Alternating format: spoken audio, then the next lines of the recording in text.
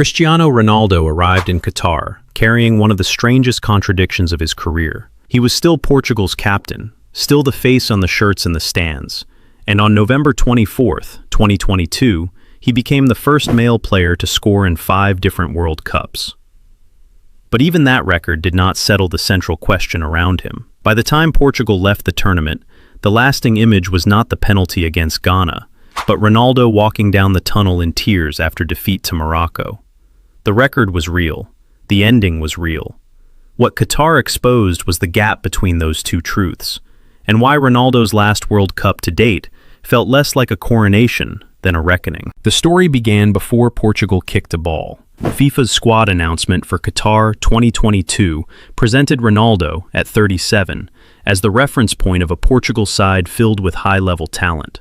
Bernardo Silva, Bruno Fernandes, and João Cancelo in their prime, with younger players such as Diogo Costa, Vitinha, Nuno Mendes, and Rafael Leao pushing through. Yet the mood around the captain was unstable. BBC reporting from Portugal's training base made clear that Ronaldo arrived at the tournament under the shadow of his public dispute with Manchester United, insisting it would not shake the squad before the opening game against Ghana. So even before the stadium lights came on, his World Cup sat between two frames: Portugal's strongest supporting cast in years, and a superstar whose club life had collapsed at exactly the wrong moment. That tension mattered because Ronaldo's World Cup history had always encouraged one final act. Official FIFA records show that Qatar was his 5th World Cup, beginning with Germany 2006 and stretching across 16 years. By the time he entered this tournament, he had already scored in 2006, 2010, 2014, and 2018. FIFA's own retrospective described the goal against Ghana as a record that captured not just his talent, but his endurance.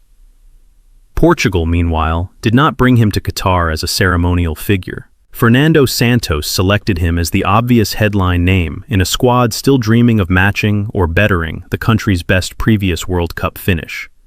The background, then, was not decline alone. It was the stubborn persistence of relevance. Ronaldo was older, but he was not yet presented as peripheral. Against Ghana at Stadium 974, the first chapter seemed to restore the old order. Portugal won 3-2 on the 24th of November, and Ronaldo scored from the penalty spot in the 65th minute after being fouled in the box. Official records indicate that goal made him the first male player to score in 5 World Cups. Around him, though, the game also revealed the shape of Portugal's tournament. Ghana equalized through Andre Ayew before João Felix and Rafael Leao scored to restore control. And Portugal needed those late interventions because the match did not bend entirely to Ronaldo's script. He was central, but he was not sufficient on his own. The opening night in Doha offered both a headline and a warning.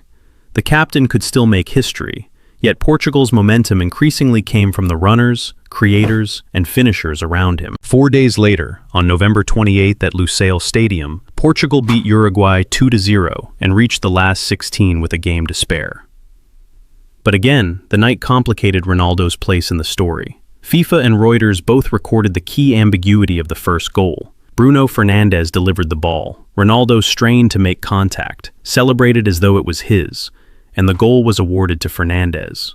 It was an almost perfect symbol for the tournament. Ronaldo remained the magnetic point of attention, the figure every camera followed, yet the measurable outcome belonged to someone else.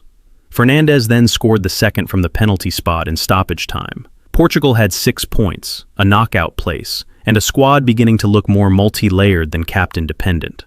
For Ronaldo, it was progress without full control, advancement, but not command. Then, the pressure changed shape. On 2nd December, Portugal lost 2-1 to South Korea in their final group match.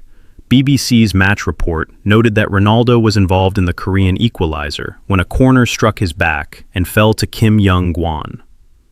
CNN reported that Ronaldo said his angry words after being substituted in the 65th minute were aimed at a South Korean player, not at Santos, but the incident still became part of the tournament's turning point.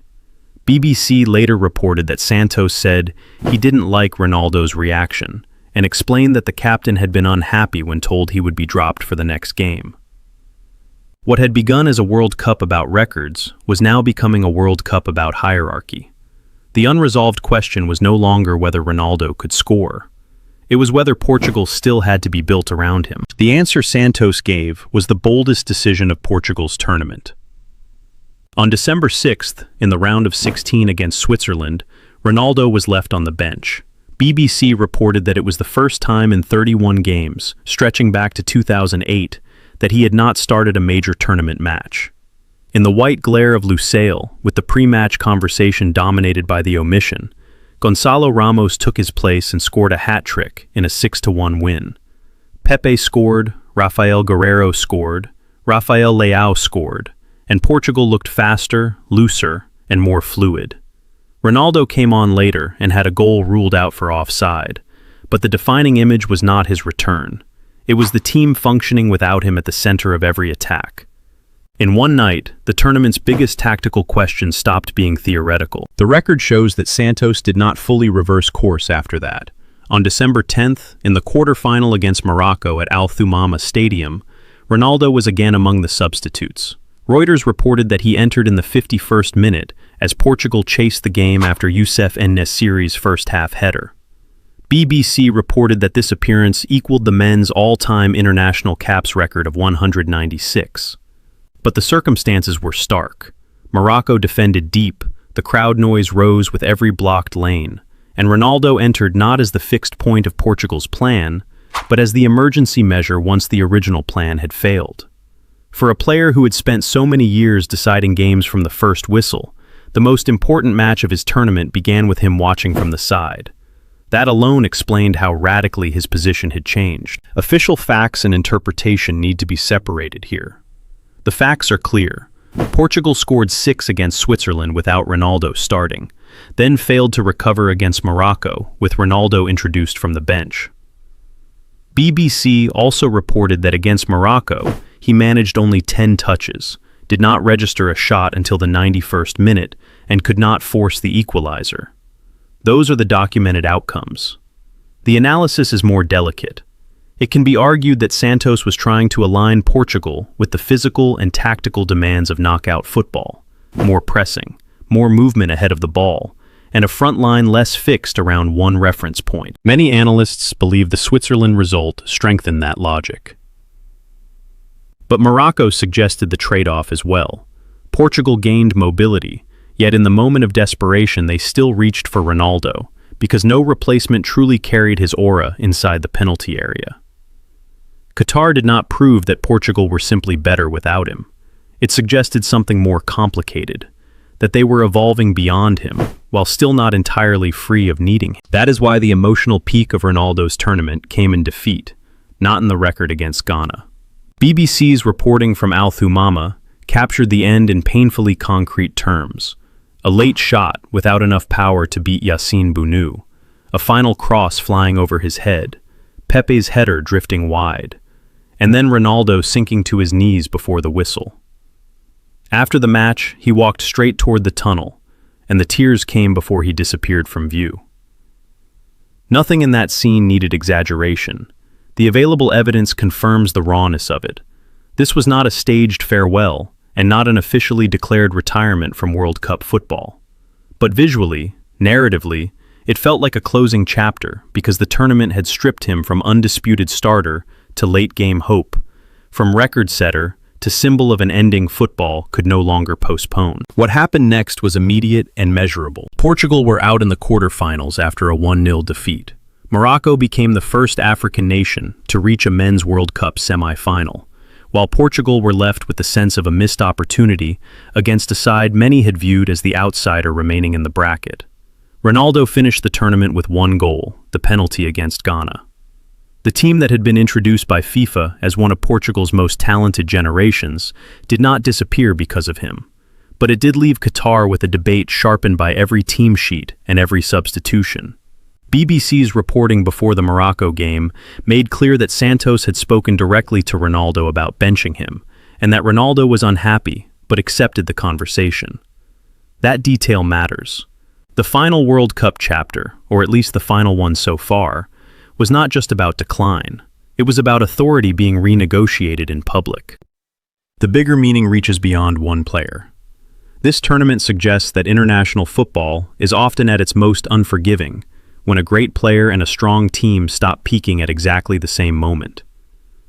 Ronaldo still had the ability to command a stadium, alter the emotional temperature of a match, and make history from the penalty spot. Portugal still had enough talent to overwhelm elite opposition. But Qatar showed that these truths no longer guaranteed harmony. It can be argued that modern tournament football punishes sentiment faster than ever. Managers have less time, smaller margins, and fewer chances to protect legends from the logic of form, fit, and structure.